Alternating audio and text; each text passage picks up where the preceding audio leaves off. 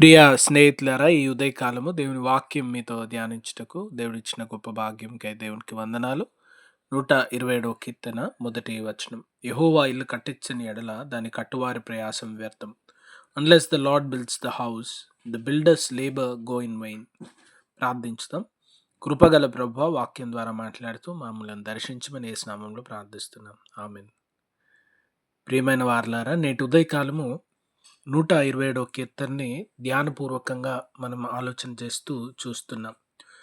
కీర్తనలలో తరచుగా కీర్తనలు అనగానే దావీదు రాసిన కీర్తనలు అంటారు. కానీ 127, 128వ కీర్తనలు సొలొమోను గారు రచించినట్లుగా అక్కడ మొదట పైన విలాసం ఉంటుంది.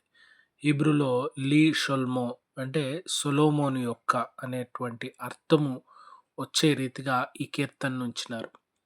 ఈ కీర్తన ప్రారంభంలో ఒక ప్రాముఖ్యమైనటువంటి విషయాన్ని మాట్లాడుతా ఉన్నారు.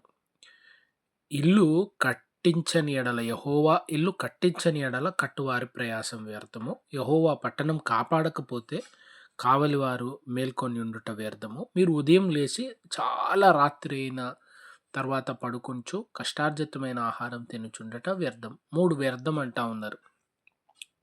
అంటే ఇక్కడ ఆలోచన చేయాల్సిన ప్రాముఖ్యమైన విషయం ఏంటంటే, ఇల్లు యెహోవా కట్టించును. హీబ్రూలో ఇంటికి వాడినటువంటి పదం బేత్.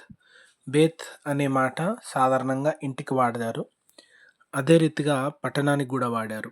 బేతేల్ అనే స్థలము, బెత్లెహేము అనే స్థలము ఊర్లకు వాడినటువంటిది. ఊరు బెత్లెహేము, రొట్టెల ఇల్లు.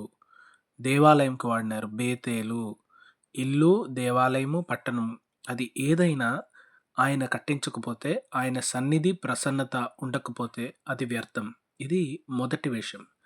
రెండవ ప్రాముఖ్యమైనటువంటి విషయం ఏంటంటే, మీరు కాపాడటకు ఎంత ప్రయత్నం చేసినా ఆయన సంరక్షణ లేనప్పుడు అది వ్యర్థం. మూడవది, తన ప్రియులు నిద్రించుచుండగా వారికిచ్చుచున్నాడు.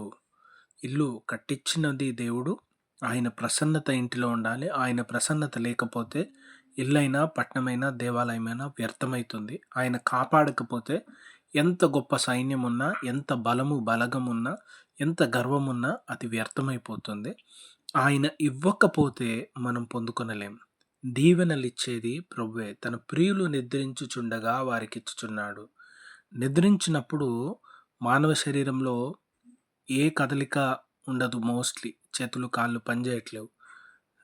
మానవుడు కదలకుండా ఒక స్థితిలో ఉండేటువంటిది రెస్ట్, నిద్రపోయే స్థితి. మానవ ప్రమేయం లేకుండా, మానవ సంకల్పం గొప్పగా లేకుండా కేవలము దేవుని ఉచిత కృపలో నుండి మానవులకు దీవెనలు వస్తున్నాయి.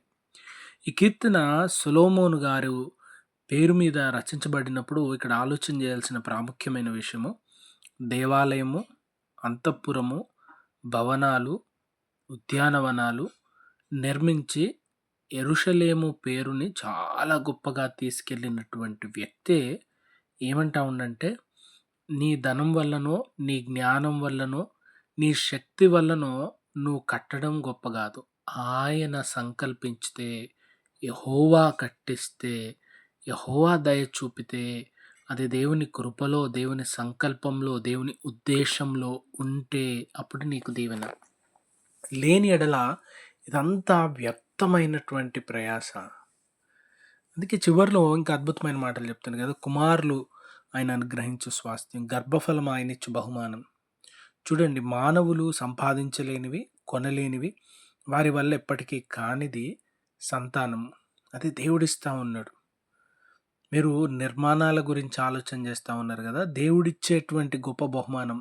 నరులు చేయలేనిది దేవుని సృష్టి. నరులని భూమి మీదకి తీసుకొచ్చేది, సంతానాన్ని కలిగజేసేది దేవాదేవుడు. కనుక ఈ కీర్తన అంతా దేవుని వైపు చూస్తూ ఆయన మీద ఆధారపడండి. ఇచ్చువాడు, ఆశీర్వదించువాడు, లేవనెత్తువాడు ప్రభు గనుక ఆయన వైపు చూడండి. ఇచ్చేది ఆయనే, కట్టువాడు ఆయనే, సంరక్షించువాడు ఆయనే. కనుక ఆయన వైపు చూస్తూ ఆధారపడి దేవుని కృప పొందే భాగ్యం దేవుడు మనకు దయచేయను గాక. ఆమెన్.